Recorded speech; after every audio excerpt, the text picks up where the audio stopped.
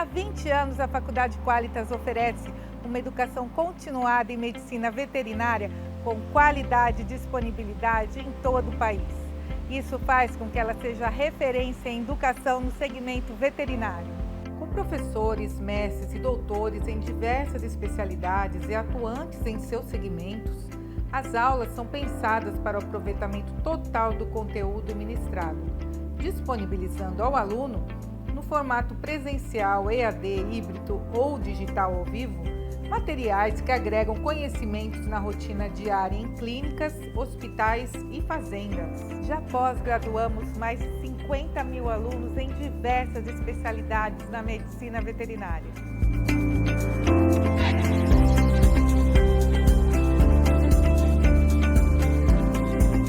Nossos laboratórios são equipados com o que há de mais atual em tecnologia. Microscópios, focos com câmera e mesa digital de anatomia fazem parte dessas inovações.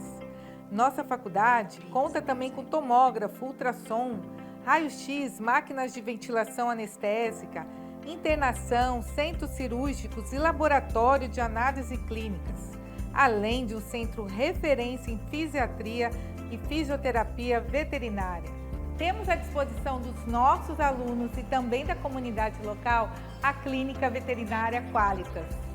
O local oferece atendimentos com preços diferenciados e também o projeto VetWorking para os alunos, no qual podem alugar o espaço e os benefícios disponíveis para seus atendimentos e cirurgias. Para os cursos de grandes animais, temos 2 fazendas escolas próprias, sendo uma em Piracicaba, em São Paulo, e em Cuiabá, no Mato Grosso, além de fazendas parceiras no sul e sudeste do Brasil. Disponibilizamos o ambiente virtual de aprendizado próprio, o portal do aluno Qualitas. Nele, encontramos materiais para consulta e reviews de aula, caso tenha o tema gravado em acervo. É possível também a participação dos alunos em cirurgias ao vivo, realizadas nos centros cirúrgicos digitais, transmitindo diretamente no portal do aluno em ambiente fechado e exclusivo. A nossa missão está viva e presente no dia a dia, em levar o aprendizado em pós-graduação em medicina veterinária para todos os profissionais. E agora contamos com a graduação em medicina veterinária, Qualitas, há 20 anos sendo a verdadeira referência.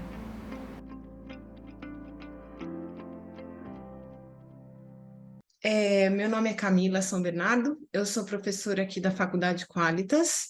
Eu ministro a aula de cosmetologia na pós-graduação de dermatologia veterinária e também ministro a ementa de dermatologia na pós de clínica médica e cirúrgica de pequenos animais. Bem-vindos a essa aula, talvez seja uma novidade para algumas pessoas, porque cosmetologia é uma das disciplinas, né, da ementa de dermato, que a gente fala sobre terapia tópica e ação dos ativos na pele, tanto em peles normais quanto em peles doentes. Isso é uma ementa mais nova, né, e por isso eu acho que tem algumas pessoas que não têm tanta afinidade, mas eu espero nessa aula ajudar vocês a entender um pouco mais da ação desses ativos na pele, né? O quanto a gente consegue, através do tratamento tópico, ter resultados muito satisfatórios na condução dos nossos casos clínicos, né? Uma vez que na pele se incesta a maioria, né, das doenças que a gente, às vezes até sistemicamente, esteja envolvido, né? Mas na maioria das vezes a gente tem manifestações cutâneas. Então, a pele, por se tratar do maior órgão do corpo, ela acaba sendo um meio, né, da gente observar que muitas das alterações que estão acontecendo nesse animal esteja primeiramente acometendo a pele. Então, para fazer a nossa introdução, para eu falar de cosmetologia, eu vou trazer aqui para vocês a definição, né? Cosmetologia é uma ciência farmacêutica que estuda a composição e a ação dos produtos direcionados para a pele e para o pelo, com a finalidade tanto cosmética quanto terapêutica. Para a gente para a gente falar, né, das doenças, eu primeiro queria tratar com você sobre cosmetria, que nada mais é do que são os cuidados estéticos da pele e das pelagens do paciente que são normais, tá? Muitas vezes, quando a gente fala em cosmetria, a gente acaba pensando nesse tipo de condição, né? Então, na verdade, aqueles cuidados estéticos relacionados à característica de penteamento desses cabelos, então esses penteados, né, ora exóticos, ora exagerados, né? Mas que hoje, com o advento, né, do banho tosa, esses serviços de estética muito específicos, né, para os animais, a gente acaba se deparando com esse tipo de situação, né? Por vezes, serviços, inclusive, que eu caracterizo como talvez exóticos ou talvez exagerados, né? Mas, por exemplo, esse serviço de que um centro estético famoso oferece com um rejuvenescimento de pelagem, né, de animais mais velhos, por exemplo, em valores estratosféricos, né? Também possibilidade de fazer mechas, né, nos cabelos, ou até banho de lama do Mar Morto, que até eu não achei tão caro aqui, ó, a gente consegue ver, né? O preço não está muito exagerado, então você banho lama do Mar Morto, ou até cuidados com as unhas, né? Com esmalte, né, colorido nas unhas, enfim. Por vezes, a gente tem condições um pouquinho mais exageradas, né? Como, por exemplo, esse tipo de procedimento, né? Colocar dread, né, no cabelo de um pincher, né? No pelame de um pincher. Eu acho isso bastante exagerado, exótico. E num estado, assim, mais de comprometimento, inclusive de saúde do nosso paciente, né? A falta de bom senso e discernimento, quando do uso, por exemplo, de uma tinta, né, de tintura de cabelo de uso humano, num animal causando graves lesões, inclusive de queimaduras, enfim, que acaba cometendo esse paciente em relação à saúde. Então, cabe a nós, como veterinários, né, evitar ou trazer, né, para esses proprietários numa ideia de que cuidar, né, ou amar, não necessariamente está relacionado a esse tipo de cuidado, né? Porque muitas vezes a gente acaba perdendo o bom senso. Olha aqui esses gatos, né, numa bizarrice fora do normal, né? Gatos, a espécie felina, na verdade, é uma espécie que, inclusive, não, a gente pede para evitar, né, esses tipos de condutas estéticas, exatamente porque leva eles num nível de estresse violento. Então, você imagina você se deparar com gatos nessa condição, né? Esse aqui, imagina você entra na casa de um amigo e tem um gato nessa condição, né? É no mínimo bizarro. Então, cabe a nós, né, como veterinários, orientar esses proprietários realmente do malefício, né, desse tipo de procedimento, principalmente nessa espécie. Então, para a gente falar sobre cosmetria, a gente precisa falar sobre tudo que vai envolver o cuidado da pele e do pelame de maneira embasada, responsável e ética, tá? Então, a gente vai dar uma passeada por a maioria dos produtos, né, para que eles são usados, né? Vamos falar sobre os banhos, os cuidados com o pelo, falar da frequência, de como a gente faz esses procedimentos de banho, de secagem, né? Enfim, tudo isso envolvendo o cuidado estético dessa pele e desse pelo, tá? Óbvio que quando a gente fala sobre esse tipo de conduta, a gente vai levar muito em conta, principalmente as raças, né? Os diferentes tipos de raça e a condição desses pelos, né? Porque, por vezes, a gente tem raças que têm pelame longo, por exemplo, e que vão exigir cuidados estéticos frequentes, né? Muito mais do que um paciente de pelo curto. Outra coisa em relação à idade desse paciente, né? Ele é muito jovem, ele é bebezinho, ou ele é um sênior, né? Ele é um idoso.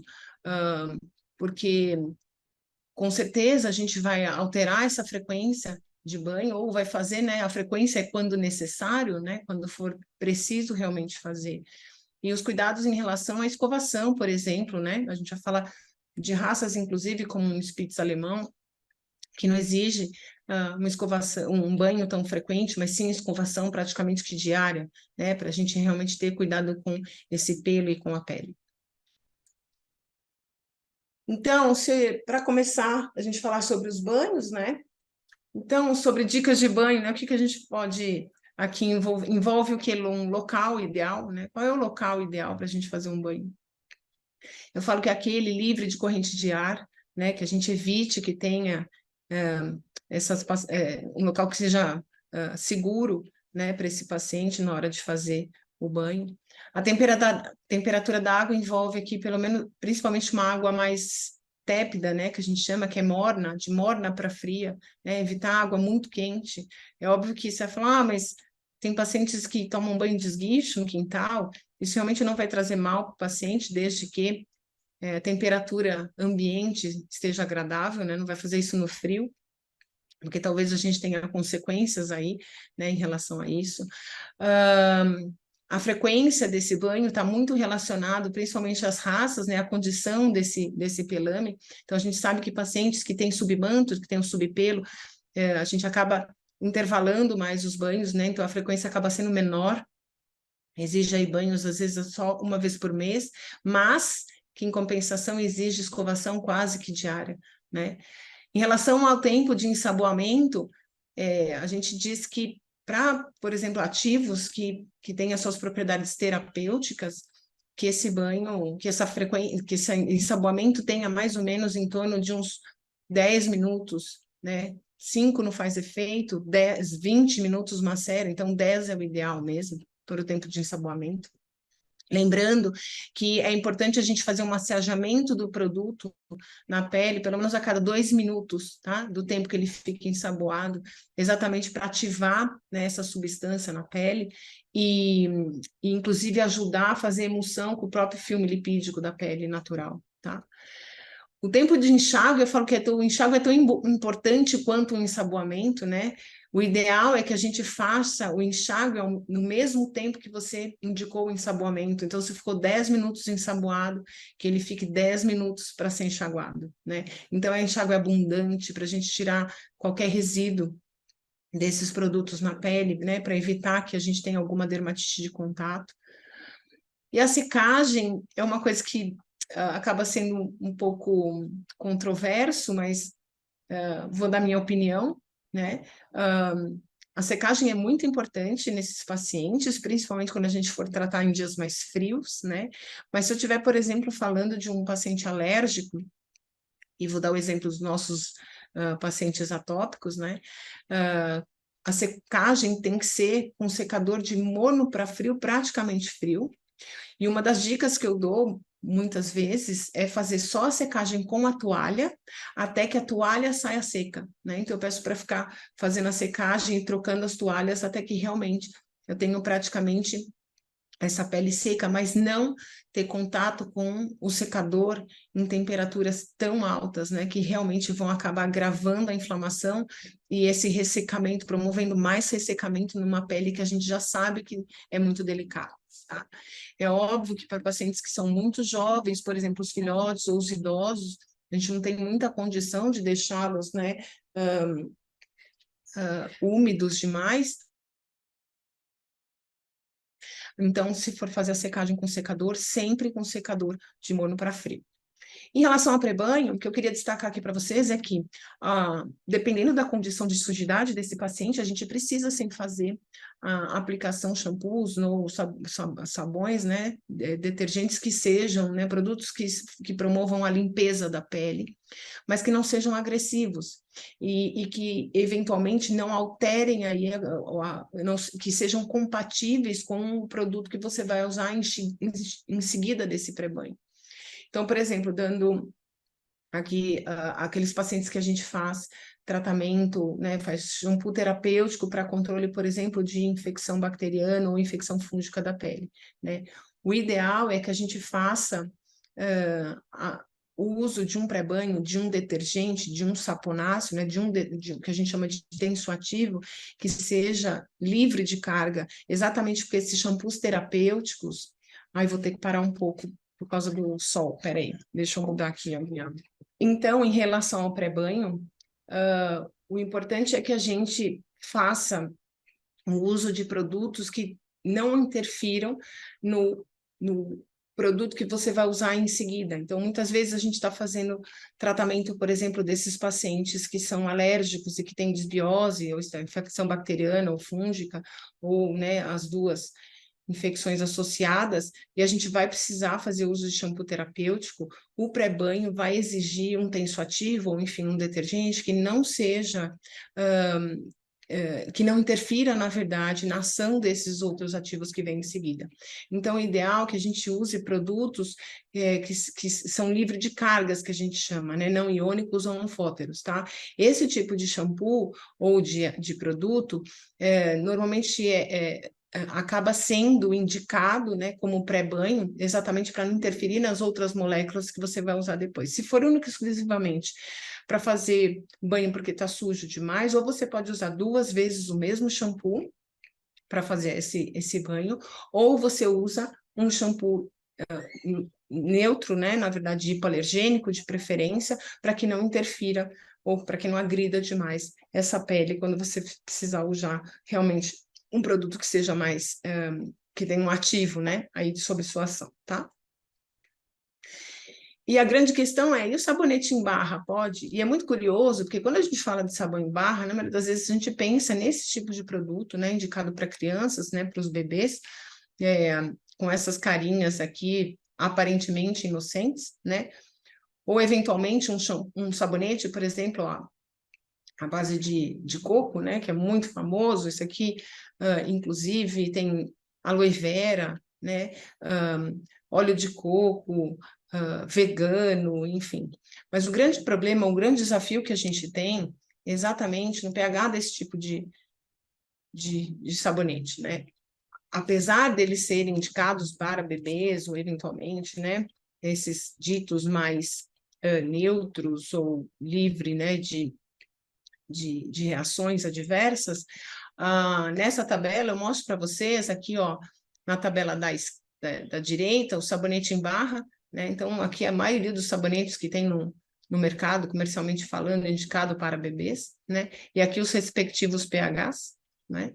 E aqui o sabonete líquido, né? Nas suas diferentes também formulações comerciais, mas vejam que curioso, porque quando a gente, eu até deixei destacado aqui, por exemplo, o sabonete em barra da Granado de glicerina tem um pH acima de 10, né? Quando a gente usa esse tipo de produto, a gente está usando um pH que é considerado que a gente chama de alcalino, né? Acima de 8 a gente já considera alcalino, né? O pH normal da pele em torno de 6, tem áreas do corpo 6,2, tem áreas do corpo que é um pouquinho mais ácido, mas tende a ser mais ácido do que alcalino, né? Então, quando a gente faz uso constante desse tipo de produto, a gente acaba alcalinizando demais esse pH e sim contribuindo para os quadros de desbiose. Então vejam aqui, ó, o de glicerina da Granado em barra, né, com pH acima de 10, e ele em sabonete líquido, ó, com pH de 6, quase 6,40, que é o pH fisiológico, né? Então, quando forem fazer indicação de qualquer tipo de produto, né, que tem indicação aqui de limpeza da pele, que a gente não use, né, os sabonetes em barra, e sim já escolhendo os sabonetes que sejam de base líquida, né? E aqui tem vários dos comerciais, inclusive conhecidos, o Dove, por exemplo, o sabonete líquido, esses normais aí que a gente compra em farmácia, no supermercado, né? O pH muito parecido com o pH da pele, né? 6,2, Physioex.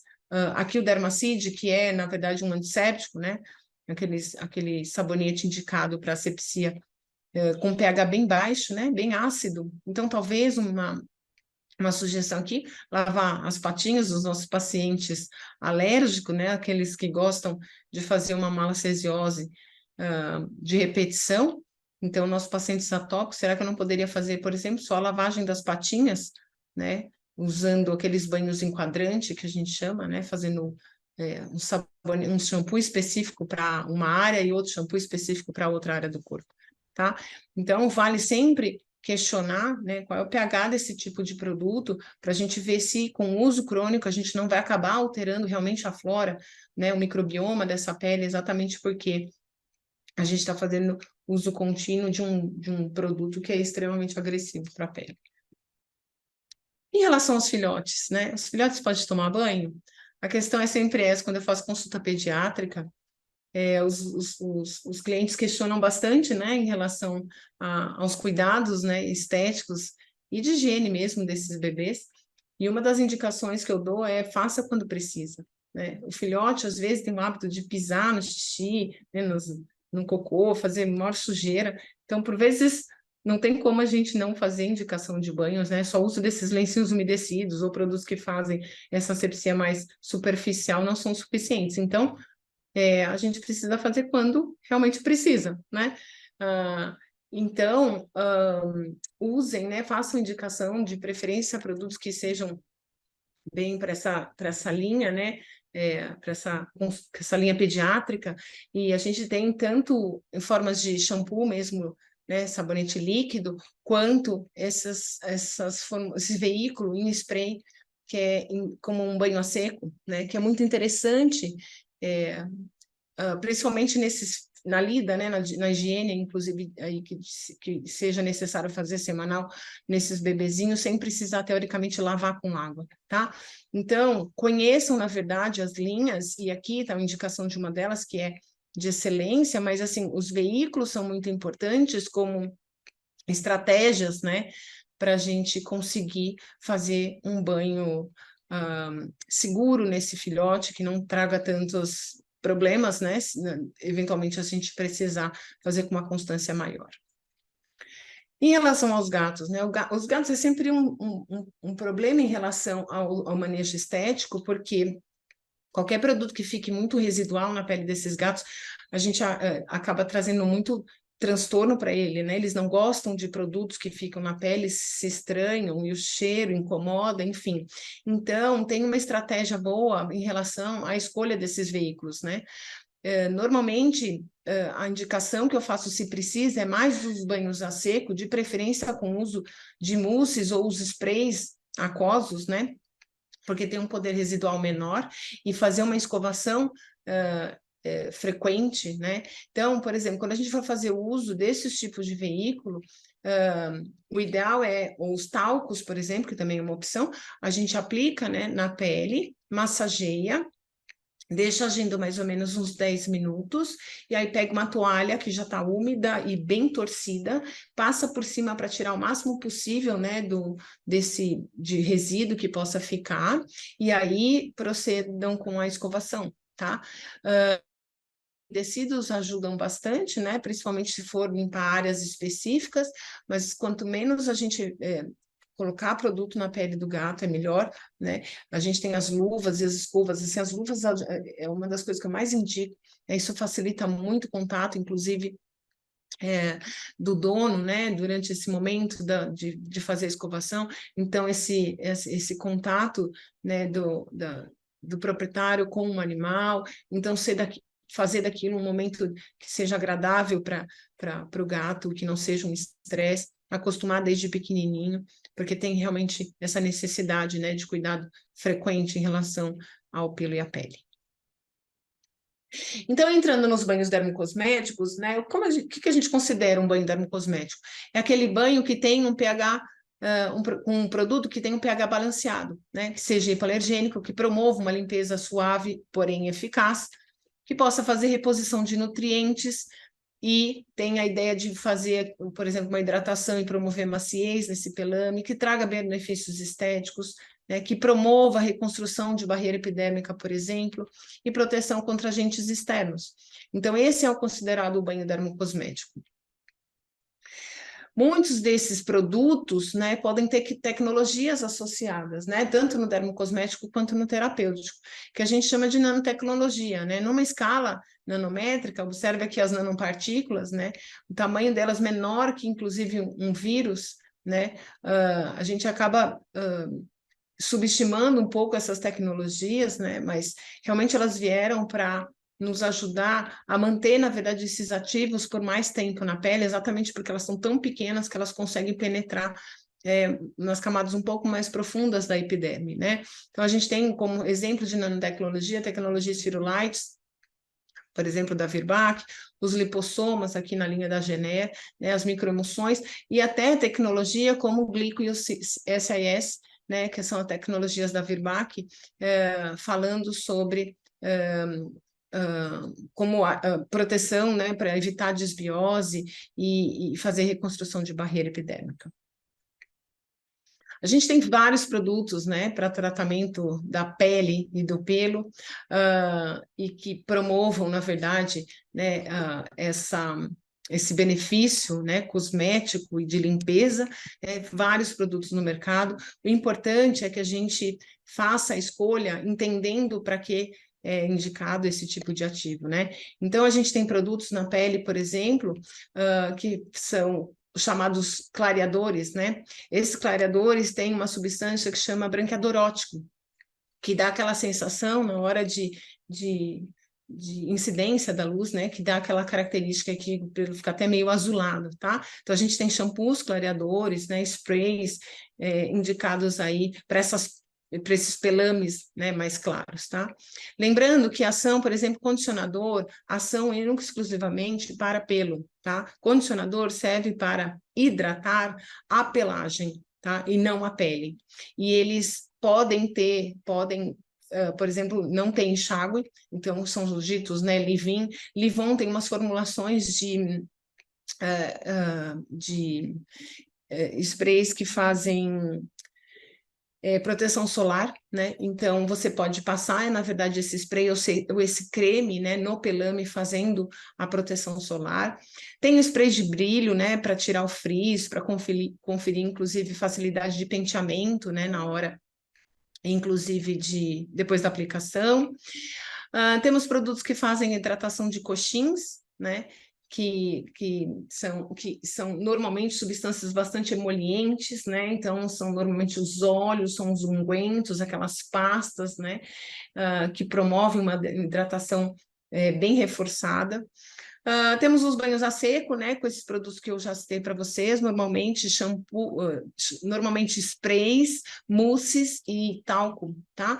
Que promovem que facilitam, na verdade, a aplicabilidade e promovem uma limpeza como se estivesse fazendo com água, né, num banho comum. Lembrando que esses tipos de produto, uma vez que a gente aplica, realmente eles precisam ficar um tempo de ação, aí 10 minutos que seja, removido o excesso com essa toalha mais úmida, mas porém bem torcida, e depois promover o penteamento e a secagem, tá? Os shampoos propriamente ditos, e em relação à limpeza auricular, né? Tem vários produtos no mercado indicados para isso. Além disso, a gente também tem os produtos, né, que a gente usa nessa área dos olhos, principalmente para esses pacientes que têm cromodacriorreia, né, eventualmente esse lacrimejamento excessivo e aí a pigmentação do pelame, né, vale destacar que esses pacientes precisam ser avaliados por oftalmologista, talvez eles tenham alteração aqui, né, em relação aos cílios, né, ou em relação à inversão de pálpebra, por exemplo, a gente está falando de entrópio, a gente está falando de estiquíase, né, ou o próprio canal lacrimal entupido. Então, sempre indicar, né, a avaliação de um oftalmo aqui, para a gente ver se não tem alguma alteração oftalmológica primária e que predispõe esse paciente a desencadear esse tipo de quadro. Mas a gente tem as soluções aqui, esses produtos de limpeza para essa área dos olhos, né? Normalmente, eles carregam, né, esses blend de silicone, glicerina, aqui também tem glicerina, na verdade são ativos que promovem hidratação, né? Aqui, inclusive, tem betaína. Betaína é um tensoativo, é um agente de limpeza muito leve, né, muito usado em dermocosméticos, exatamente, que não é tão irritante, e a betaína é aquele ativo que eu falei para vocês, que é livre de carga, né? Então, é um produto que não tem incompatibilidade com outros ativos. Então, normalmente eles usam, né, os ditas aguamicelares para fazer indicação aqui de limpeza dessa área dos olhos, tá? Então, em relação à limpeza das orelhas, né, a gente fala, a gente precisa mesmo limpar as orelhas. Existe um questionamento frequente, principalmente no centro de estética, né, sobre o limpar ou não as orelhas. A gente tem muitos produtos no mercado, indicados como limpadores, outros como ceruminolíticos, né? Mas a gente precisa entender que existe um fenômeno natural de limpeza da orelha, que a gente chama de ceruminoquinese, que na verdade é um movimento de migração epitelial, né? E isso vai envolver, né, um movimento de células e debris celular, né, e cerúmen, enfim, que vai acontecer em movimento helicoidal, né, que sai aqui da face externa da membrana timpânica, então lá no final do canal horizontal, e ele vai migrando através desse movimento, né, helicoidal até o meato para poder ser eliminado. Esse fenômeno é natural, né? Ele acontece frequentemente. Então, por vezes o pessoal de banhosa questiona e diz, ele tem muita cera no canal e tal. Talvez esse paciente tenha uma produção mais excessiva mesmo, naturalmente mais excessiva, e que exija fazer essa limpeza com mais frequência, mas ter cerúmen na orelha, né, ter secreção, não necessariamente está relacionado a quadro de otite. O cerúmen nada mais é do que uma mescla de glândula sebácea com ceruminose e debris celular, né? Nele tem interleucinas e enzimas proteolíticas que vão ajudar aqui, na verdade, a controlar, inclusive, esse microbioma e evitar que a gente tenha invasão, né, de micro-organismos aqui que sejam oportunistas. E ele também vai funcionar para lubrificar e proteger essa membrana timpânica, mantendo ela úmida e flexível. Então, a ação, né, a presença de cerúmen ali é uma ação benéfica. Então, talvez uma limpeza excessiva promova até um quadro de otite, exatamente porque você está interferindo, né, nesse fenômeno de migração epitelial. A gente tem muitos produtos no mercado, né? Na verdade, sempre tem os que a gente mais prefere, ou que você acaba usando com muito mais frequência e que você conhece mais, mas está aqui, ó, conheça o que você prescreve, né? Já diz a nossa mentora do curso de dermatologia, a professora Márcia Lima, ela fala, conheça o que você prescreve, o que é que você está colocando dentro dessa orelha, né? Você tem certeza da integridade dessa membrana? Né? Porque por vezes a gente tem produtos que são extremamente agressivos, né? E potencialmente ototóxicos para a orelha média, né? Então eles são indicados para limpeza da orelha externa, mas tomar muito cuidado, porque se a gente não tiver essa membrana timpânica íntegra, a gente vai ter ação aqui, né, dentro da orelha média e eventualmente uma ototoxicidade, tá? Então, para as otites, por exemplo, purulentas, onde eu tenho uma infecção bacteriana importante, eu gosto muito de fazer uso de ativos, né, de produtos que têm um ativo que chama tris-EDTA. O tris-EDTA é muito indicado nessas otites porque ele vai agir, né, penetrar, vai quebrar, na verdade, a membrana da bactéria para conseguir facilitar a entrada do antibiótico. Então, ele é um ativo que ele pode funcionar tanto como ativo quanto como veículo otológico, tá? Mas que a gente precisa entender, será que essa membrana timpânica está íntegra para eu poder fazer a prescrição desse tipo de produto, tá? Tem produtos muito mais leves, né? Muito mais naturais, inclusive com ativos naturais, que são menos agressivos, né? Então, saiba o que você está prescrevendo para entender se realmente, entenda essa orelha para ver se realmente é o que ela está pedindo em relação ao tratamento. Em relação à secagem, a gente tem os serviços, né, de banhosa, ou mesmo os nossos secadores de cabelo, que a gente pede que realmente use em temperatura morna fria, né, e que mantenha uma distância para que a gente evite, né, inclusive toda hora mudando de posição para a gente evitar queimadura. A gente tem as máquinas de secagem, inclusive, em alguns pet shops, né? Dá para confiar sim, desde que a gente tenha temperatura controlada, tá? Que são as temperaturas ideais, mas assim, é muito interessante, principalmente para esses pacientes que são indóceis, ou eventualmente, e que se estressam demais na manipulação, ou eventualmente pacientes muito idosos, né? Para a gente evitar que nesse manejo ele sinta mais dor e desconforto, né? Porque eles estão mais sensíveis, principalmente quem tem discopatia ou osteoartrose, enfim. Então é importante a gente indicar para esse tipo de perfil, mas que essas máquinas realmente tenham um controle seguro aqui de temperatura. Tem outras invenções, né? Isso aqui é uma sacola de secagem caseira. Na verdade, você acopla no final desse tubo aqui, você acopla o seu secador de cabelo, é uma sacola térmica, você envolve o paciente.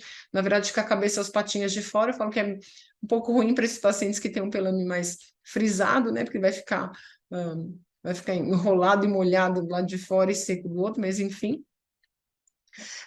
Também temos essa escova, né, uma escova secadora, né, que ela vai, ao mesmo tempo que você consegue escovar, né, você também já está secando, é muito interessante, inclusive ela nem faz tanto barulho assim, então, às vezes, dependendo do paciente, se for pelo curto, inclusive, facilita bastante, né, o manejo. E aí, para a gente poder propriamente falar de cosmetologia, a gente tem que ser o mais assertivo possível, né? Então, como ser assertivo na escolha desses ativos, né, para uma terapia tópica? O segredo, acho que está aqui no diagnóstico, né? Qual é o diagnóstico da doença? Né? Que doença é essa? Porque sim, eu vou estabelecer uma melhor estratégia de tratamento uma vez conhecido. Né? É importante que a gente, inclusive, acompanhe a evolução desse paciente, porque suas escolhas podem mudar ao longo do tratamento. Então, por vezes, você começa com um tipo de ativo, e aí, ao longo do tratamento, fazendo esse controle, né, isto é, fazendo os frequentes retornos, a gente às vezes faz escolha por ativos diferentes, porque essa pele já se manifesta de outra forma, né? Às vezes num retorno. Qual é a indicação terapêutica desse ativo, né? Qual é o veículo que é melhor aqui, que será de melhor ação, né? Às vezes a gente tem lesões que são úmidas demais, né? E essas lesões não vão me permitir fazer uso, por exemplo, de veículos que sejam muito oclusivos, como um unguento ou pomada, porque ele não vai grudar, né? Ao mesmo tempo, eu tenho uma ferida, por exemplo, muito seca, né? Então, o ideal, sim, é fazer uso de ativos que tenham inclusive essa capacidade de deixar essa pele mais lubrificada, né? Avalie sempre a necessidade de manutenção e controle desse paciente, né? Por vezes a gente tem uma estratégia nesses pacientes atópicos, por exemplo, que a gente chama de terapia proativa, né? São aqueles ativos que a gente vai manter a longo prazo, né? Para eu conseguir manter essa pele controlada, né? Sem as crises, né? Então, às vezes a gente faz terapia proativa em determinadas condições, né? E sempre conheça o que você prescreve. Tá? Aqui é importante não só estabelecimento de diagnóstico, né, saber qual a indicação desse ativo, mas entender, né, o que você está prescrevendo, porque por hora isso vai mudar, né, dependendo de como você recebe esse paciente no consultório. A gente tem vários tipos de veículo, né, desde solução aquosa, os ditos sprays, até loção. Loção nada mais é do que um creminho aguado, tá? Mas os cremes, as pomadas que têm aquela característica sensorial mais untuosa, né? Mais grudenta, né? O gel, a mousse, o talco, o sérum, balme, lenços umedecidos e shampoo. Esses são os vários dos veículos que a gente tem, formas, na verdade, de a gente transportar os ativos na pele e manter, né, ou não, esse produto lá por mais tempo. Quando a gente fala de shampoo terapêutico, a indicação, na verdade, a gente pode fazer de duas formas, ou por toda uma superfície corpórea, né, ou em quadrantes, que a gente chama, numa área definida. Então, às vezes, eu tenho, por exemplo, um quadro de pododermatite que me exige, né, cuidado frequente com essas patas. Então, eu posso fazer, por exemplo, banho com um shampoo dito hipoalergênico, né, no corpinho, e fazer nas patas o shampoo terapêutico, por exemplo, tá?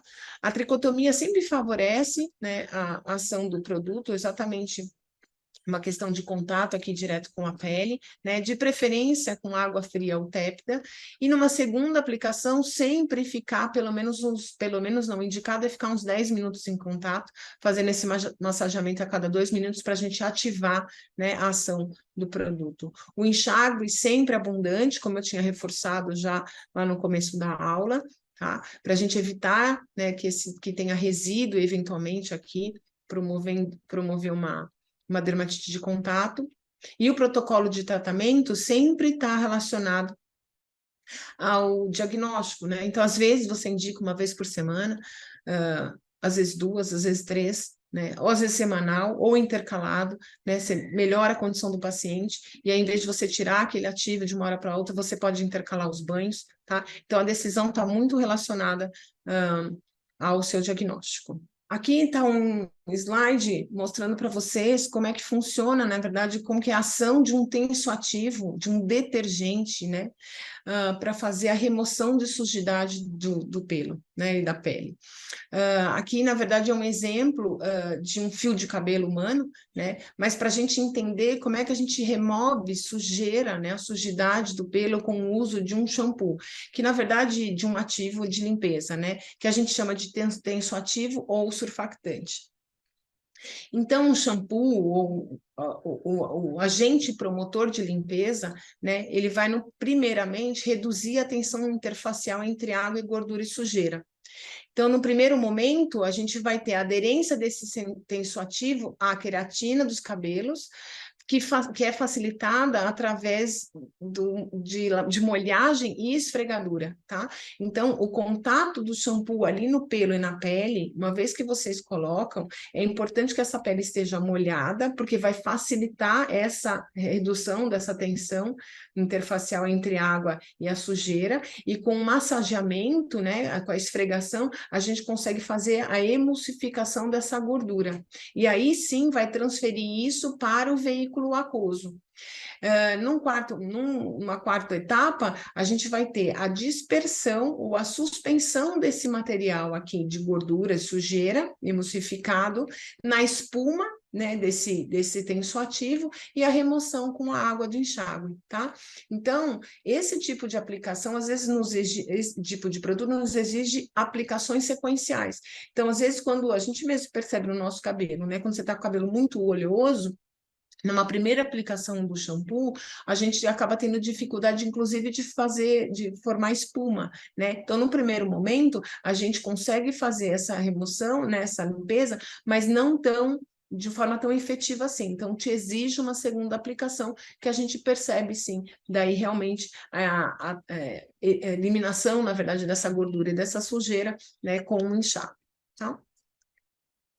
Então, vamos entrar falando, né, de todos os ativos aqui, né, das suas propriedades, né, na verdade, dos ativos, eu vou falando um a um, tá? Então, a gente vai falar dos ativos que promovem hidratação, dos ativos bióticos, dos fitoterápicos, dos queratomoduladores, aqui os queratolíticos e queratoplásticos, os desseborreicos, anti-inflamatório imunomodulador, os antimicrobianos e os ativos de proteção solar.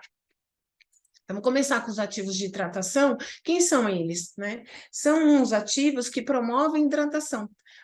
Os hidratantes, os emolientes, os umectantes. A gente também ainda tem aqueles que são os ditos restauradores de barreira cutânea. Então, quem são os hidratantes? São esses produtos, né, substâncias hidrofílicas que vão promover hidratação, emoliência e umectação. Por vezes eles têm 2 tipos de ação, às vezes ele tem um tipo de ação, às vezes eles têm as 3 tipos de ação. Os hidratantes são aqueles que conduzem, que fornecem água para a pele. Na verdade, eles impedem, inclusive, a perda de água transepidermal. A gente consegue fazer uma hidratação passiva, inclusive, com a água do banho. Então, aqui os exemplos, na verdade, dos hidratantes, aqui os aminoácidos do leite, o germe de trigo, hidrofiton, aveia coloidal, ureia, enfim, são todas substâncias ditos hidratantes. Então, essa aqui, por exemplo, é um exemplo de pele que me exige fazer único e exclusivamente uma hidratação, entrar com um ativo promotor de hidratação. Já os umectantes puxam a água da epiderme profunda e da derme e puxa do ambiente, da umidade relativa do ar, desde que seja maior do que 70%. Então, quem são, né, esses ativos? Normalmente o propilenoglicol, a aveia coloidal, o ácido lático, a glicerina, a ureia, o PCA-NA, todas essas substâncias têm ação umectante, tá? Então, elas vão conseguir, na verdade, ter essas 2 propriedades, tanto de puxar da umidade relativa do ar, quanto das camadas mais profundas da epiderme da pele. Uma pele, por exemplo, como essa, né? Então, vocês percebam o processo de esqueratinização aqui, né? Muito ressecamento, muita escama. Então, por vezes, eu preciso de produtos que tenham ação de umectância ou, eventualmente, só de hidratação associada. Um terceiro ativo promotor de hidratação são substâncias emolientes. Os emolientes são os óleos, tá? O que que eles vão fazer? Eles vão formar um filme protetor sobre a pele e vai impedir a perda de água transepidérmica. Então, eles vão fazer, a propriedade dele é de reter essa água na pele, tá? Ele vai fazer um bloqueio, não vai deixar passar. Outros exemplos é a lanolina, o óleo mineral, silicone, a glicerina e a ureia. Mas eu falei para vocês que, por exemplo, a ureia também tem propriedade de umectância e também faz hidratação. Então, se eu for falar de um ativo de hidratação potente, eu vou falar de um ativo que tem as 3 propriedades de hidratação: hidratação, umectação e emoliência. A glicerina é um grande exemplo disso. Aqui está uma pele que vai exigir muito mais, né, um ativo com essas 3 propriedades, né? Esse é um paciente, na verdade, que tem escabiose, e ele apresenta um processo de esqueratose muito importante. Vocês veem, inclusive, áreas aqui de hiperqueratose já, bastante ressecamento, inclusive aqui, ó, uma área de eritrodermia muito marcada, tá? Então, esse paciente vai acabar exigindo não só o tratamento da doença de base, né, da sarna, mas também o uso de um ativo de hidratação com bastante potência, como, por exemplo, até uma ureia, tá? Mas a gente também tem os repositores de barreira cutânea, né? A gente sabe que a barreira é formada, é o cimento celular, né? Aquele que vai juntar os queratinócitos, né? Na camada mais superficial da pele, ali na camada córnea, e esse cimento celular é formado, na verdade, por ceramidas, por colesterol e por ácidos graxos, tá? Então, o que que eles fazem? Eles acabam equilibrando a produção dessa queratina, vão regularizar, né, a proporção de lipídio entre essas células, entre os queratinócitos, promover, inclusive, a estabilidade e coesão deles, e tem ação anti-inflamatória e antioxidante celular, anti-envelhecimento celular. Então, aqui estão alguns exemplos de hidratantes, né, que a gente tem no mercado. Por exemplo, o Milac tem na sua composição o propilenoglicol, a ureia, a glicerina e o ácido lático. E aqui a gente está falando daqueles ativos que promovem hidratação, né? A ureia com as 3 propriedades, a glicerina como emoliente, o propilenoglicol como emoliente e hidratante, o ácido lático como hidratante, tá? Então, de novo, conheça o que tem na fórmula para a gente poder fazer a prescrição, né? Se é uma pele que não exige tanta hidratação assim, talvez a gente precise de um produto que seja mais leve, e já é o suficiente. Lembrando que, óbvio, que quanto mais ativos a gente tem na fórmula, ou mais tecnologia, mais encarece. Então, por exemplo, ó, o Hidrapet, a solução em creme, é a base de óleo de macadâmia, de ceramidas e um blend de silicone. Então, aqui a gente está falando não só de um ativo que faz emoliência, e o blend de silicones na mesma ideia, mas a gente tem ceramidas, que são um dos componentes do cimento celular. Então, aqui, além de promover hidratação, né, fazendo emoliência, a gente também faz reposição de barreira. A linha da Bris, por exemplo, tem o blend de ceramida, óleo de rícino e tem colesterol. Aqui a gente está falando, inclusive, de propriedades, a fitoesfingosina, que a gente está falando das propriedades que é uma pró-ceramida, né? Então, a gente tem aqui um produto que faz reposição de barreira e tem um óleo de rícino aqui, inclusive, como de propriedade cicatrizante, calmante da pele.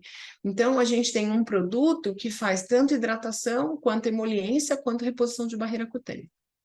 Aqui outras N apresentações, né, comerciais aqui dos hidratantes, né, aqui um exemplo do dermocalmante, é uma linha que eu gosto bastante, também tem fitoesfingosina, tem depantenol, alantoína, manteiga de careté e óleo de abacate, então com aquelas propriedades hidratantes. É muito legal porque essa linha, esse veículo desse produto em forma de fluxo também é muito interessante. A linha da Labiderme aqui, ó, tem ureia, tem calêndula, ceramida e ácido graxo. Então, sim, a gente tem, né, os repositores de barreira associado a um emoliente, hidratante, umectante, e junto à calêndula, né, que tem a propriedade fitoterápica, inclusive de cicatrização, acalma a pele, antimicrobiana. Por exemplo, o shampoo, o Dermogen tem a tecnologia dos lipossomas, e normalmente dos lipossomas a gente tem as vitaminas e os ômegas, tá? Mas tem ácido lático na sua composição, como hidratante, a glicerina como emoliente, o germe de trigo como hidratante, a queratina, carrega, na verdade, a betaína, que é um daqueles tensoativos que eu falei para vocês que é leve, né? Por isso que a gente diz que esses shampoos, na verdade, são shampoos hidratantes, né? Que promovem, né? Assim, hipoalergênicos, hidratantes, não vão agredir tanto peles mais sensíveis. Já o Hydra Pet Shampoo, uma linha nova, aí mais ou menos nova, não muito nova, mas ele tem, além da propriedade de hidratação, ele também tem propriedade de reconstrução de barreira cutânea, um shampoo um pouco mais pesado, inclusive em relação à qualidade, né, dessa hidratação. Também temos a linha da Alernil Glico, né, que carrega a tecnologia glico, além de ter na composição ceramidas e ácidos graxos. Então, sim, é um shampoo que a gente chama de restaurador de barreira cutânea, né? E tem o Episute, que é um shampoo à base de aveia coloidal, glicerina e betaína, que é aquele tensoativo que eu falei para vocês que é muito leve, então é muito indicado para esses pacientes alérgicos e eventualmente com um pré-banho, né? Porque ele não vai interagir com o shampoo de tratamento que vocês vão usar em seguida, tá? Então eles têm propriedade de hidratação, né? E também temos os sérums, né? O sérum é um dos veículos mais interessantes, principalmente para aqueles pacientes que exigem hidratação contínua, mas que o proprietário não tem muita facilidade de aplicação, ou eventualmente tempo, enfim, porque ele exige aplicação semanal, por vezes até quinzenal, conforme vai evoluindo o tratamento, a gente consegue espaçar um pouco mais, e é muito interessante que são essas pipetas, né, sérums são concentrados dos ativos, né, que tem uma espalhabilidade muito boa, né, eu falo que numa aplicação, num ponto, ele faz aquela espalhabilidade em raio. Então, é muito interessante, principalmente os pacientes alérgicos, e falando de novo dos alérgicos, né? Quando vocês colocam em pontos, né? Eu falo que o paciente alérgico é bonitinho por cima, né? E feinho por baixo, então eu sempre peço para fazer a aplicação nessa região mais ventral do paciente, em alguns pontos, né? Específicos. E olha só, o Hidrapet Skinon, por exemplo, é a base de aloe vera, fitoxingosina, ceramida e óleo de macadâmia, tá? Então, ele tem propriedades, além de hidratantes, também restauradores de barreira. E aqui de novidade, né, o que a gente tem são os peptídeos antimicrobianos, né, nesses tipos de produto, os ativos bióticos e os óleos essenciais. Eu vou falar um pouquinho de cada um, só para dar uma pincelada, tá?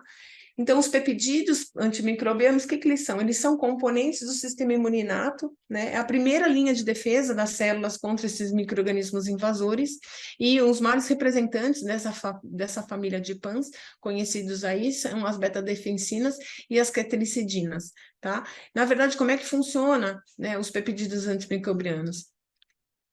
O peptídeo antimicrobiano tem carga negativa, tá? E a parede, carga positiva. E a parede celular da bactéria tem carga negativa. Então, através de uma ligação eletrostática, ele consegue se aderir, né, essa parede da bactéria.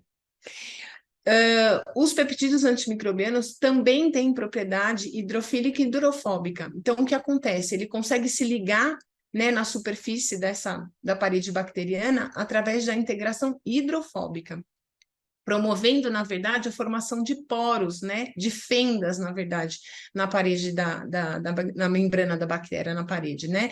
E aí, com isso, vai sendo liberado, né, o conteúdo intracelular dessas bactérias.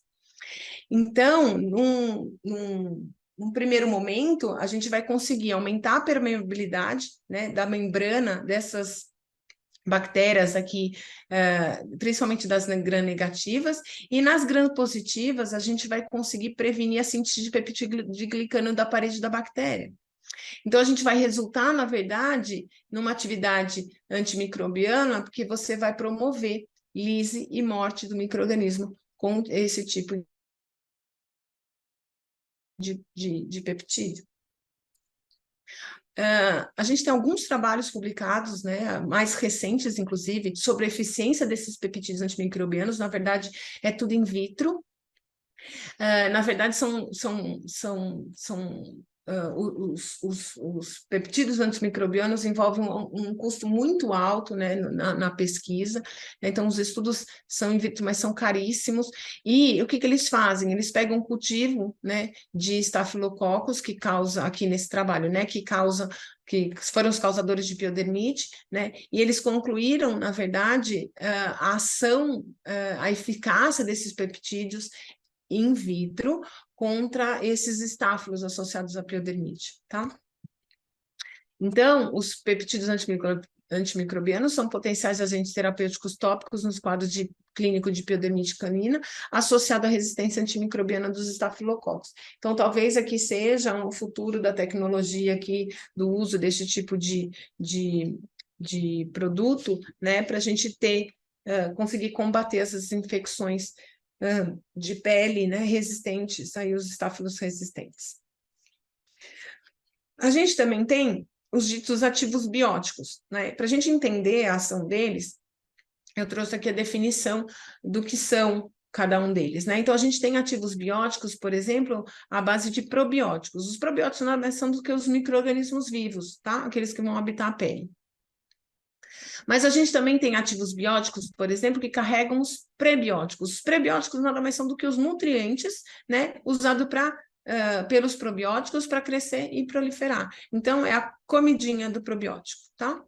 Os pós-bióticos são os metabólitos ativos, peptídeos, polissacarídeos e ácidos orgânicos, enfim, produzidos pelos probióticos, por esses, né, micro-organismos vivos, depois de eles se nutrirem com os prebióticos, tá? A intenção, na verdade, é a manutenção da eubiose. E esses tipos de ativo têm ação anti-inflamatória e antimicrobiana. A gente também tem os parabióticos, né? Os parabióticos são fragmentos ativos desses micro-organismos, que a gente chama de lisado proteico, tá? Formado depois de um tratamento térmico de cerca de probiótico. Eles têm unicamente atividade imunológica, que representa hoje aqui o representante, né, desses parabióticos, essa linha comercial da Outcare, tá? Eles têm aveia coloidal e esses parabióticos. E aqui tem um trabalho muito interessante, né, publicado, acho que em 2020, se eu não me engano, um N só de 10 animais, mas o que eles fizeram? A aplicação, na verdade, de um spray, né, de veículo aquoso em toda a região ventral do paciente, uma vez por dia, por 28 dias, de os lactobacilos dessas cepas, né, que eram parabióticos, na verdade. Então, sim, aqueles lisados proteicos, né, que eles conseguem, a partir dessa termorregulação.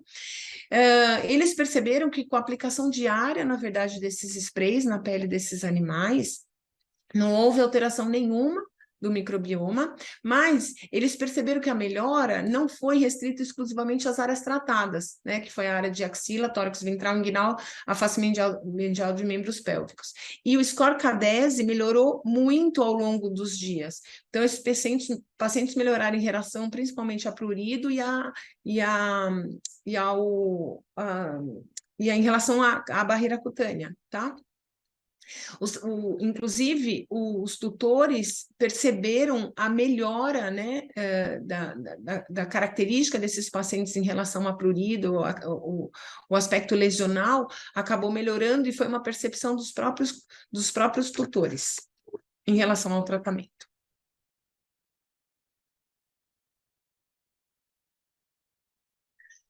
Então, agora a gente vai entrar nos ativos fitoterápicos, tá? Aqui eu trouxe para vocês alguns artigos falando da melaleuca, do mel, do própolis, calêndula, aloe vera, aveia, germe de trigo e outros vários, né, fitoterápicos. Hoje a indústria dermocosmética está investindo bastante, né, nos ativos fitoterápicos, exatamente por essas propriedades antimicrobiana, anti-inflamatória, reguladora, inclusive aí do equilíbrio da pele, e a maioria hoje das linhas comerciais tem ativos fitoterápicos na sua fórmula. Então, nesse trabalho aqui, né, eles provaram a eficácia dos óleos essenciais in vitro de melaleuca, de rosmarinos, que é o alecrim, o gel de manuka, de mel de manuka e de própolis, contra, né, os estáfilos pseudo-intermédios nas piodermites, né, superficiais. Então, por exemplo, o gel de manuka, nesse trabalho, e o própolis tiveram excelente resposta in vitro com essas bactérias multiresistentes, né, os estáfilos resistentes à meticilina. O óleo de melaleuca também como agente antimicrobiano, antisséptico e anti-inflamatório, tá? Lembrando que esse tipo de óleo é sempre tópico, porque sistemicamente ele é muito tóxico. Já o alecrim, ele vai revigorar a pele, promover melhora de circulação, acelerar crescimento, né, de pelo, só que com uma menor atividade antimicrobiana do que, por exemplo, o óleo de melaleuca. Nesse outro trabalho, também foi provada a eficácia, né, da canela, né, no óleo, na verdade, de canela, contra a bactéria gram-positiva e gram-negativa. Eles usam muito na indústria alimentícia, né, esse tipo de óleo, exatamente para controle de contaminação, né? O óleo de eucalipto, de lemongrass e de verbena tiveram uma atividade bacteriana comprovada por em várias condições, né? Mas já o óleo de frutas cítricas não teve tanta eficácia assim quanto a eficácia antibacteriana, né? E também nesse trabalho eles estudaram o cannabis, né, que agora está super na moda, e eles perceberam que, né, existe na sua composição alguns componentes que promovem atividade antibacteriana contra diferentes bactérias. Então, sim, a gente ainda tem a cannabis aqui como uma opção para controle, na verdade, das bactérias, né, dessas bactérias que estão trazendo quadros de piodermite nesses pacientes. Além da melaleuca que a gente falou, né, inclusive funciona aqui, ó, como repelente natural, o própolis tem uma ação cicatrizante muito importante, tá? A gente usa muito para tratamento de acne e ferida mais superficial, tá? Para promover, inclusive, essa cicatrização. A aloe vera, famosíssima, babosa, né? Ela é rica, além dessas vitaminas, ela tem ação anti-inflamatória, antibiótica, bactericida e cicatrizante. A aveia vai estimular essa produção de colágeno e elastina, promovendo firmeza, inclusive, e elasticidade, mas ela também promove a hidratação e uma maciez dessa condição do pelo. Essa linha está na linha da Outcare, né? O germe de trigo, além de hidratação, é rico em ômegas, faz renovação celular.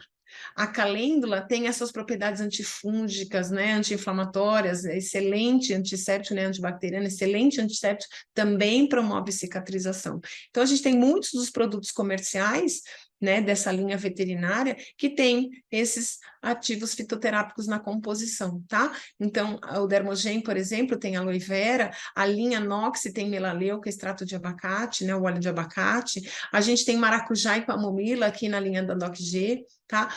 Na linha da Softcare, da Propicalme, a gente tem o própolis e a camomila, tá? Então, muitos desses ativos hoje no mercado, a gente não conhece, mas eu falo, a gente precisa começar a olhar os rótulos dos produtos, né? E acabar interpretando qual é a condição que está essa pele e se realmente aquele produto é o mais indicado naquela condição, tá? A gente também tem os ativos chamados queratomoduladores, seborreicos e queratolíticos, tá? Eles são indicados unicamente como terapia tópica em processo de esqueratose e seborreia, tá? A gente usa muito como terapia proativa dos seboatópicos e normalmente a gente associa a hidratação porque são produtos extremamente ressecantes, tá? Então, para a gente falar, na verdade, sobre esses ativos, a gente precisa conhecer, né, um fenômeno natural que acontece de renovação celular na pele, que a gente chama de epidermopoiese, né? Esse processo de renovação celular epidérmica, ele se dá num ciclo de 21 dias, naturalmente acontecendo sem a gente perceber, tá? Então, toda vez que a gente atende aqueles pacientes que têm disqueratose, né, que tem aquelas escamas na pele, com certeza esse turnover, né, esse processo de renovação celular está acelerado, tá?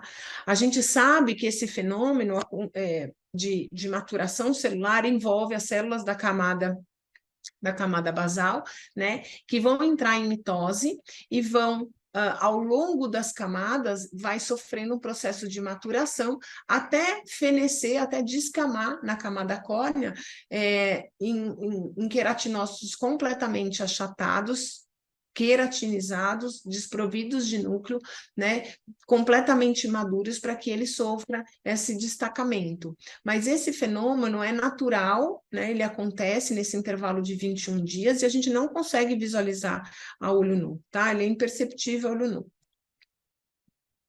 Então, quando a gente atende pacientes nessa condição, que a gente consegue perceber, né, essa disqueratose muito evidente, muito importante, a gente sabe que o turnover está acelerado. Então, a gente precisa regular essa cinética normalmente, né? Aqui é um paciente que apresenta uma disqueratose nutricional, aqui é um paciente que apresenta disqueratose porque ele tem sana notoédrica, ele tem escabiose felina, tá?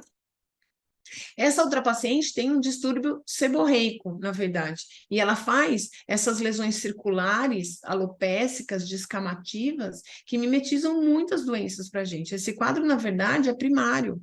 Mas, por exemplo, eu podia pensar aqui num paciente com sarna demodécica, um paciente com dermatofitose, ou até um paciente com piodermite superficial, foliculite, tá? Então, para a gente conseguir tratar esse tipo de condição, a gente precisa ter o diagnóstico, né? Porque a abordagem inicial vai ser, sim, controle da doença de base, mas não esquecer que a gente precisa controlar esse turnover que está alterado, tá? Esse paciente, por exemplo, ó, ele apresenta tanto um grau importante aqui de lignificação até hiperqueratose. Então, ele tem vários estágios desse espessamento da camada córnea, né? Que, por vezes, acaba, inclusive, sendo associado a essa hiperpigmentação por conta da cronicidade, tá? Então, esses pacientes, a gente sabe que eu vou prescritar com turnover acelerado, que eu tenho um espessamento dessa camada córnea. Então, a gente precisa, nesses pacientes, regular essa cinética, mas não esquecer que eu tenho que controlar a doença de base. Esse aqui é um paciente atópico. Se eu não entrar com o tratamento da doença e controlar essa inflamação da pele, vai ser muito difícil só com a terapia atópica eu regular essa cinética celular, certo? Então, a gente tem dois tipos de produto, com ação queratolítica e com ação queratoplástica. Os queratolíticos vão agir na camada superficial, lá na camada córnea, na camada mais externa da epiderme, tá? Eles vão destruir a queratina e vão promover degeneração balonosa dos corneócitos. Então, a gente vai melhorar a epidermopoiese por conta da promoção dessa descamação, tá? Eu preciso com que essas células aqui, eu estou fazendo com que essas células da camada superficial se destaquem, né? Eu acabo provocando esse destacamento.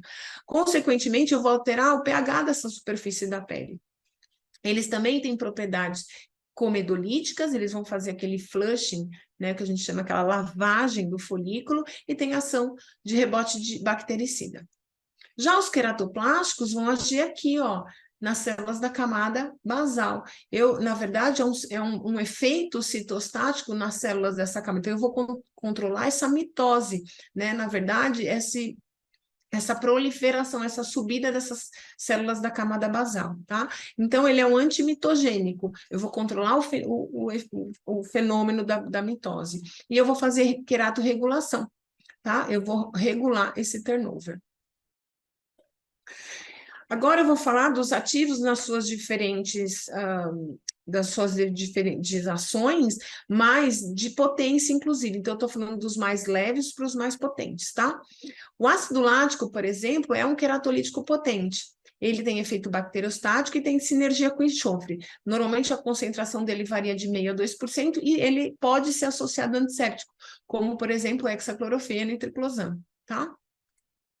O enxofre, que tem o sinergismo com ácido salicílico, ele normalmente vem na concentração de 1 a 3% e tem o efeito fungicida, bactericida e acaricida.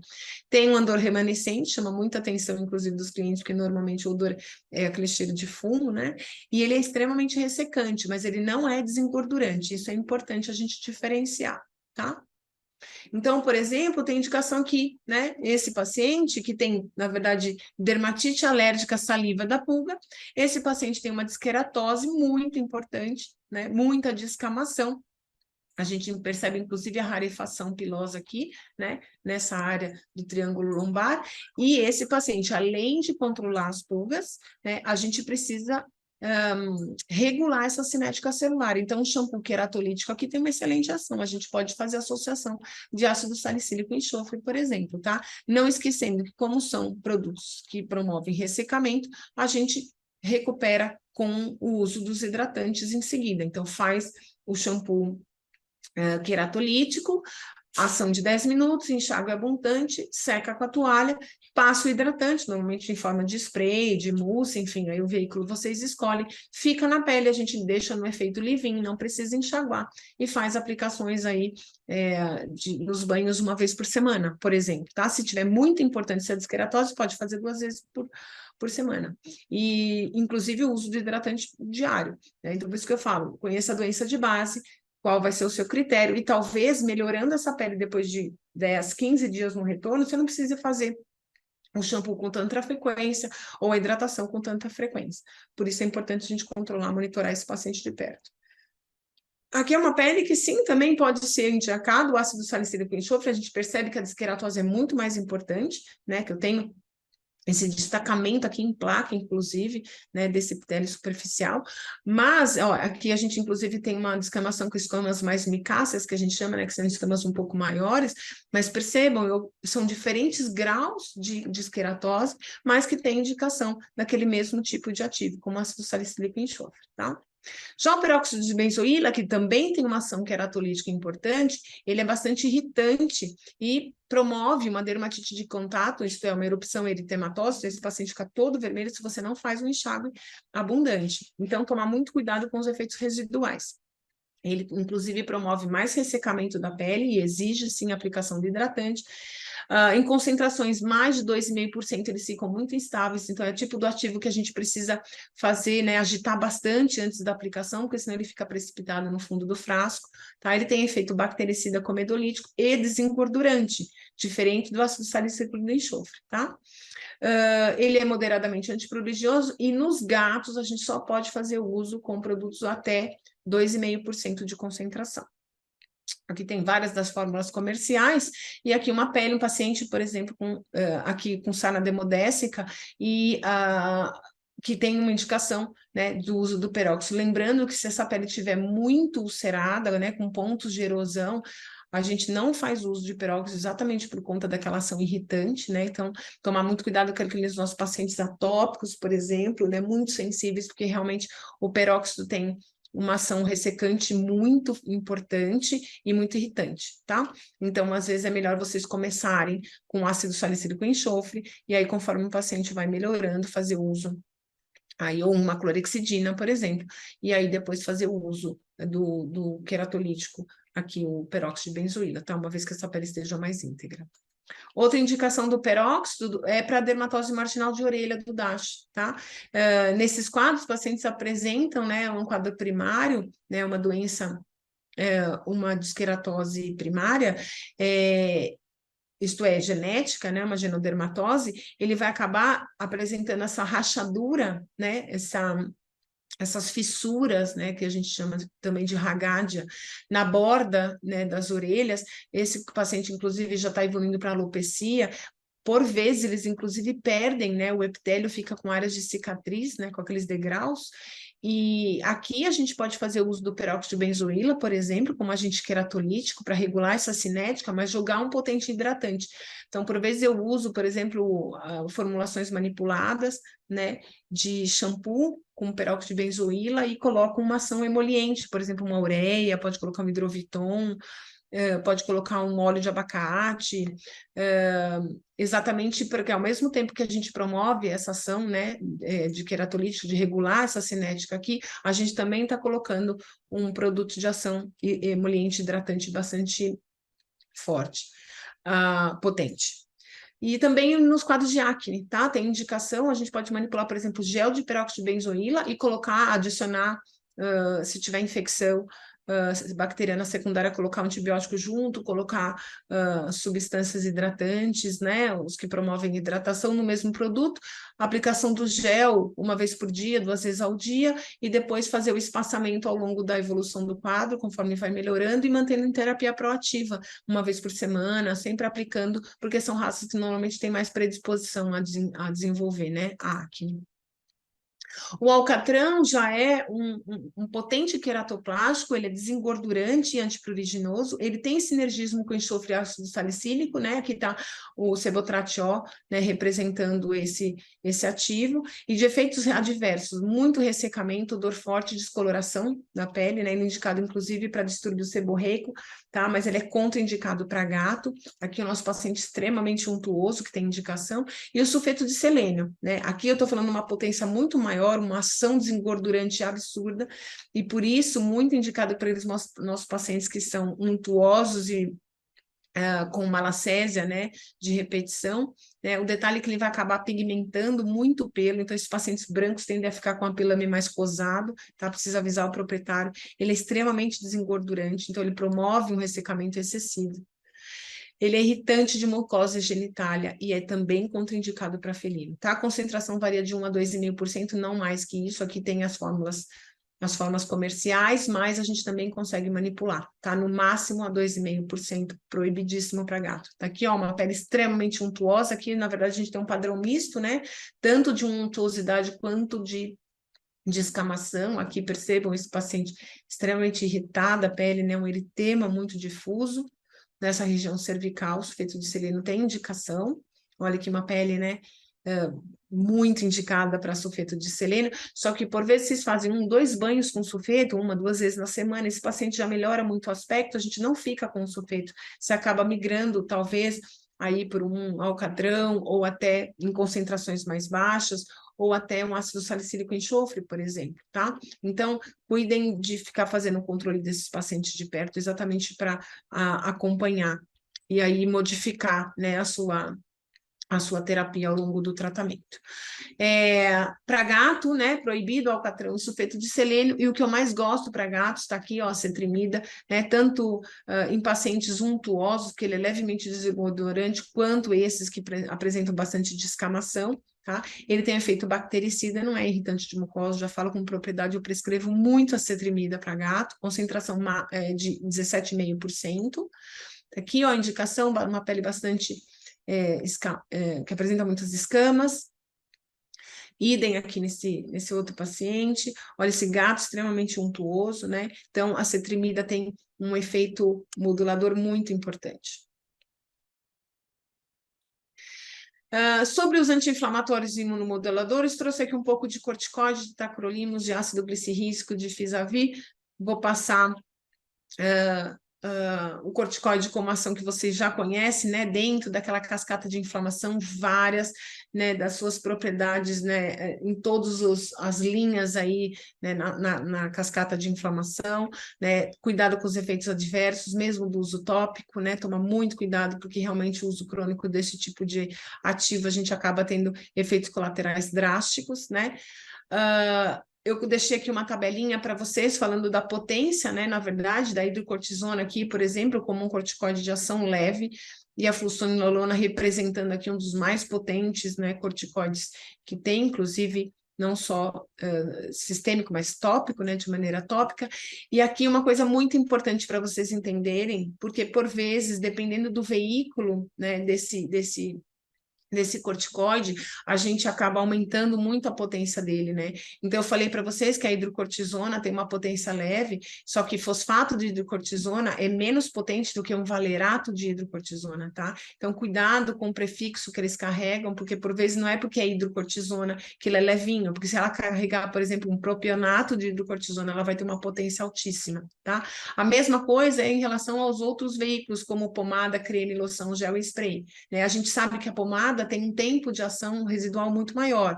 Ela exige que eu aplique 1, 2 vezes ao dia no máximo, tá? Diferente de um spray. Um spray aquoso, a gente vai precisar aplicar mais vezes ao dia, porque o efeito residual dele é menor, tá? Então, sempre fiquem atentos a esses detalhes, porque por vezes a gente tem um spray, né? Então ele tem um tempo de ação menor do que uma pomada, mas eu preciso ver o que tem aqui dentro, né? Para poder fazer a prescrição. E tomar muito cuidado, principalmente naqueles nossos pacientes, com xingoides, os nossos diabéticos, tá? Que são completamente contraindicados. Então, aqui é uma paciente alérgica, né? Uma paciente com dermatite atópica, ó, cervical ventral, a região inguinal, né? Principalmente de dobrinha, aqui, inclusive dos membros, região de interdígito, muito indicado fazer terapia tópica com corticoide, tá? Ó, região perilabial, perianal, então tem indicação dos corticoides, interdígito, olha essa orelha, né? Às vezes o paciente vem assim, ó, com essa carinha de nada, e quando você vai fazer a avaliação das orelhas, tá essa tragédia, né? Então, por vezes a gente pode fazer um uso de otológicos nessa orelha, e aqui, ó, tem uma tabelinha feita pela professora Romeica, no boletim técnico do lançamento do Autocalme, e eu achei muito interessante porque aqui ela traz os diferentes esteroides e as suas concentrações e a potência deles, né? Então, às vezes a gente começa a terapia com isso aqui, né, com corticoides mais potentes, eventualmente até o controle do quadro, e a gente migra como terapia proativa, por exemplo, o aceponato é um dos que eu mais uso como terapia proativa de manutenção, né, dessa orelha que vive inflamando, tá? O ácido glicirrísico é um fitoterápico, é um fitonutriente derivado da raiz do alcaçuz, tá nessa linha da Propicalme, na linha da Hidratê, muito interessante porque tem propriedade inflamatória, é uma alternativa para aqueles pacientes que a gente não pode fazer uso de corticoide, tá? Ela vai diminuir, né, o efeito irritativo de outros ativos, eventualmente que vocês estiverem usando aí, talvez um shampoo que você tenha aplicado que tenha sido muito irritante, né? E ela vai diminuir o eritema. Às vezes a gente faz tosse higiênica e aí fica, né, irritado essa parte ventral. Uma opção é fazer uso desse tipo de ativo, né? O ácido glicirrísico veio aqui para nos ajudar. E ele tem várias formas que a gente consegue manipular, né? Inclusive gel, em creme, em mousse. Mas a gente tem aqui a representação dos sprays aquosos, e se for colocar no otológico, concentrar no máximo a 0,1%. Tá? Tá aqui, ó, uma pele, aquelas que a gente faz tosse higiênica e você já fica preocupado. Eu acho que aqui tem uma grande indicação, né, do ácido glicirrídrico, assim como o Fisavir. O Fisavir é chamado de corticoide vegetal, tá? Ele é derivado da Physalis, aquela frutinha, né? Um ativo fitoterápico, né? Eles chamam de corticoide-like, tem ação calmante, reduz prurido e eritema, muito indicado para pele irritada e sensível, e tem várias formulações aqui de veículos que a gente pode usar, muito interessante também como alternativa ao corticoide, tá? Temos o tacrolimus, que também é um imunomodulador, né? Ele na verdade, ele é inibidor de calcineurina. Ele não vai interferir em nenhum procedimento, teste alérgico, se eventualmente a gente precisar fazer, enfim, se ele estiver fazendo tratamento com tacrolimus, não tem problema, né? Ele tem um baixíssimo peso molecular, então a absorção dele é muito alta, não vai provocar atrofia da pele, como acontece com o corticoide, né? O problema é o custo dele, que é elevadíssimo. A concentração a gente tem em soluções, em creme oftálmico, né, de 0,03%, mas a gente tem o dermatológico, que é 0,1%, é bem mais concentrado, toma muito cuidado na hora da prescrição, que se for nessa área dos olhos, a concentração tem que ser essa, tá, mais baixa. Ele vai fazer todo o controle, né, de eritema, de edema, de prurido, como faz um corticoide, tá, e é muito indicado para esses pacientes atópicos, para as doenças autoimunes, quem tem dermatomiosite, lúpus, pênfico, para dermatite solar é excelente, tá, para essa área aqui da ponte nasal, tá, quando fica muito irritado na borda das orelhinhas, muito interessante. E dos ativos antimicrobianos, né? Os antissépticos, os antibacterianos, os antifúngicos. Esses tipos de ativos a gente faz uso frequente na clínica, principalmente porque a gente atende esses pacientes desbióticos. E hoje a gente sabe que, né,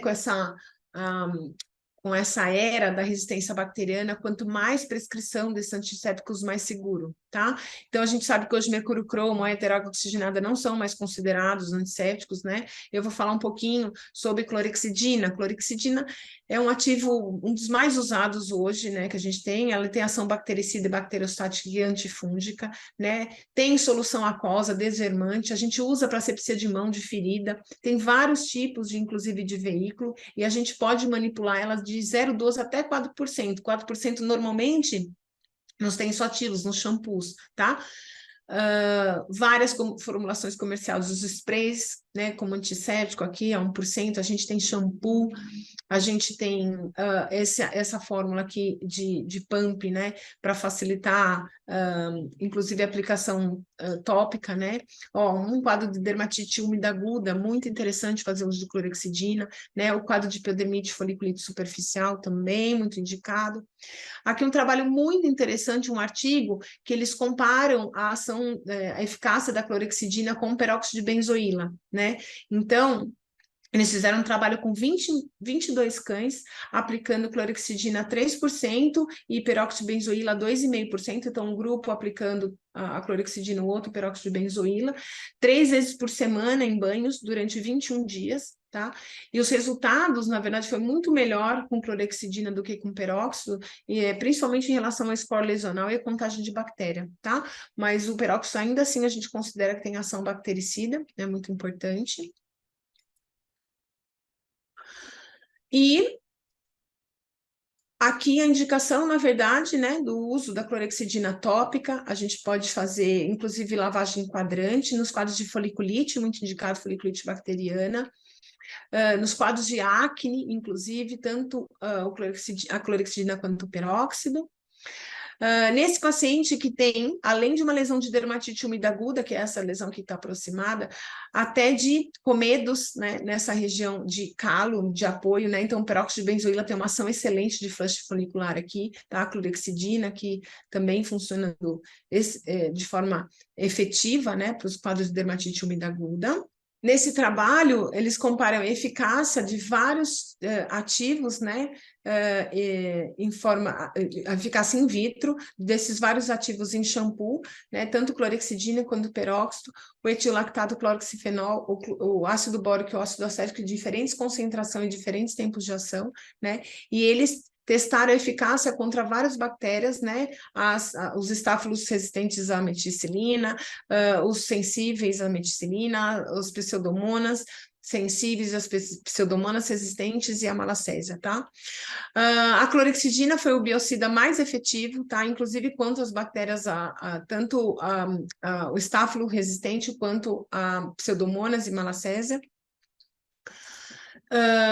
O peróxido foi mais efetivo do que o etilactato, e as altas concentrações de clorexidina aparentemente são mais potentes, mas o acetato de clorexidina a 2% foi muito mais efetivo do que a clorexidina a 4%. Então, dependendo do veículo que ela carrega, ela acaba sendo melhor numa concentração menor, não precisa usar produtos tão concentrados assim, tá? Até porque eles acabam sendo mais irritantes. Lembrando que a clorexidina não é um ativo que resseca a pele, tá? O que vai ressecar é o veículo, tá? Que está transportando essa clorexidina. A clorexidina por si não é ressecante. Tá aqui várias das suas formulações, né? As suas apresentações.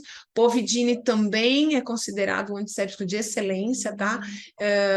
Ele tem indicação só para a pele íntegra, mas ele é excelente para asepsia de ferida. O permanganato, a mesma coisa, inclusive pode em paciente atópico, né? Ele tem uma ação adstringente muito interessante, ele reduz o exudato, então aquelas pododermatites com fístula interdigital é muito interessante. Fazer a diluição adequada, né? Um comprimido para cada 4 litros de água, deixar, né, 10 minutos de contato e depois enxaguar, tá? O detalhe é que ela acaba sendo colorida, né? Então ela acaba pigmentando a pele, dependendo do uso crônico. O hipoclorito, vários trabalhos publicados, né? Aqui nesse trabalho, eles usam uma concentração de 20 ml de hipoclorito de sódio diluído em 1 litro de água, né? Recomendado enxágue, apesar de, nesse trabalho, eles não realizarem uma irritação. E ele não interfere, né, na diversidade do microbioma, tá? Ele vai ter, inclusive, uma ação mais seletiva para estáfilo. Muito interessante a sua aplicação. Aqui tem um shampoo comercial americano que associa o hipoclorito de sódio ao ácido salicílico, né? Foi feito um trabalho pela Valerie Faddock, e ela testou esse shampoo, na verdade, em 20... Opa!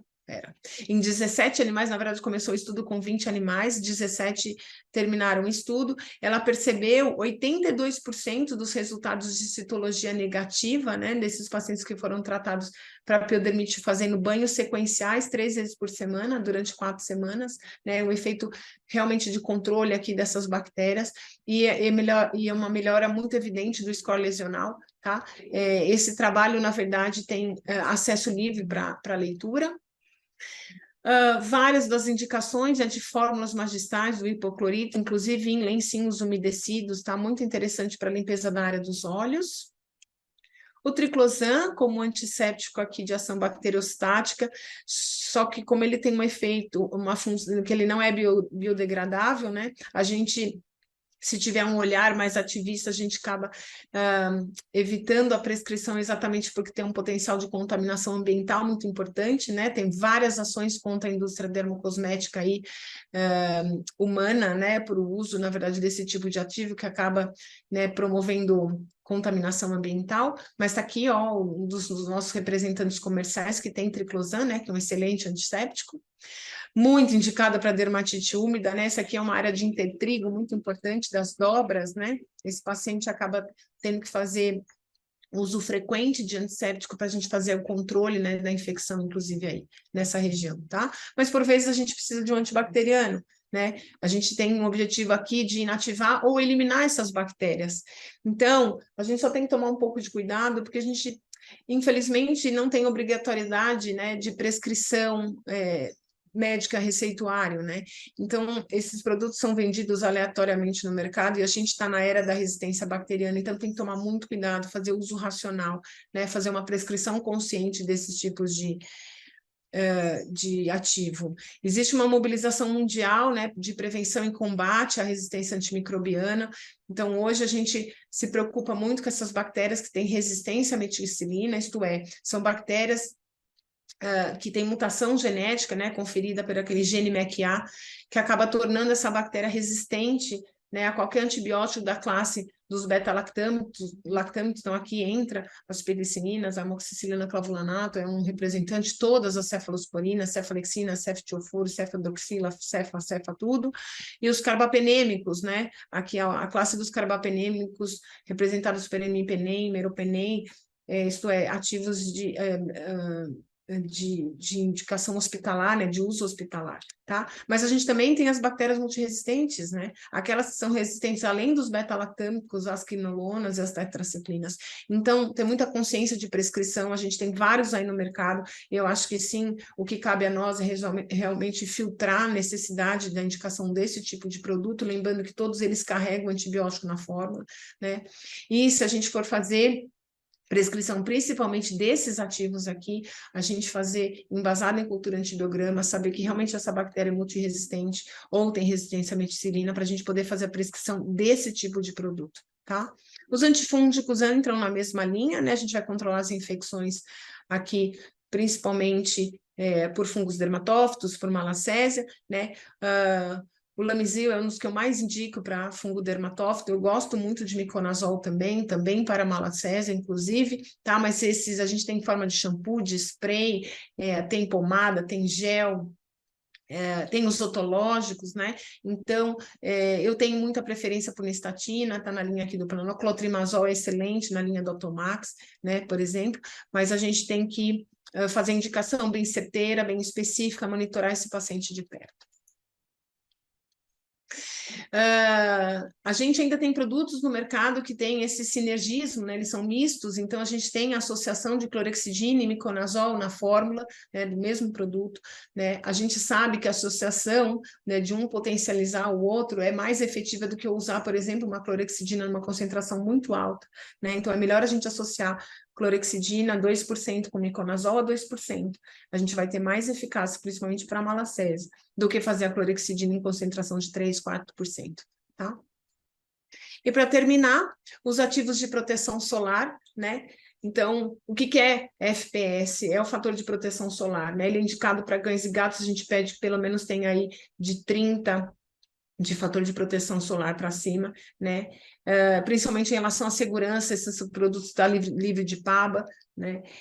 Evitar que esses pacientes ingiram, né, esse tipo de ativo, a gente tem que colocar uma quantidade suficiente para que promova uma rápida absorção. Então, eu peço para passar fina camada nessas áreas aqui, principalmente do focinho, das orelhas, né, e fazendo massageamento para ser absorvido mais rápido, né.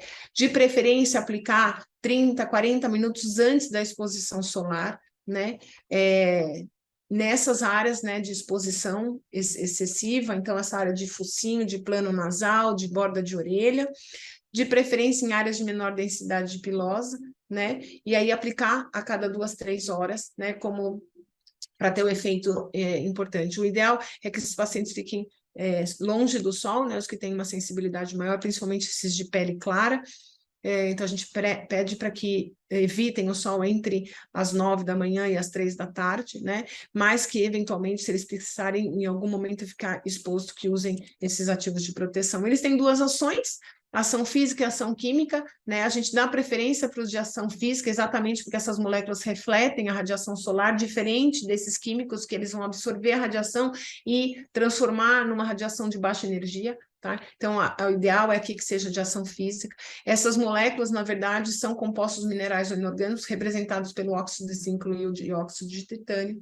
Eles não são absorvidos pela corrente sanguínea, então não causa alergia, irritação, nem vermelhidão, né? Não são tóxicos, diferente esses de ação química, né? Então, a partir do momento que eles absorvem essa radiação, apesar de transformar numa radiação de baixa energia, e que não vai penetrar nas camadas mais profundas, a gente tem substâncias aqui que podem ser potencialmente tóxicas para os nossos animais, tá?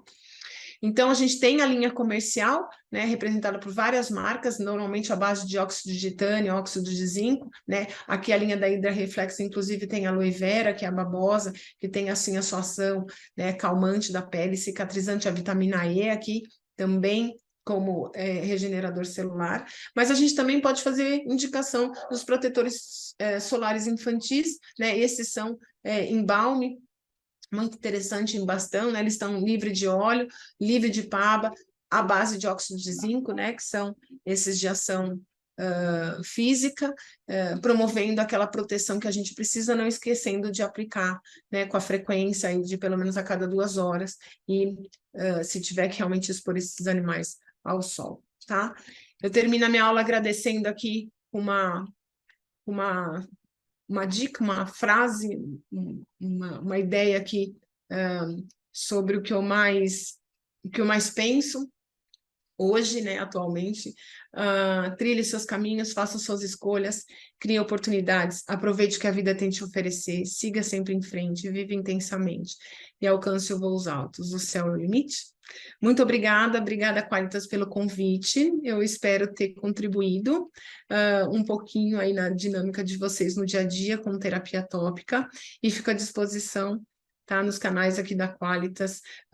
Enviem suas perguntas e qualquer dúvida a gente se fala, tá bom? Eu tento ajudar.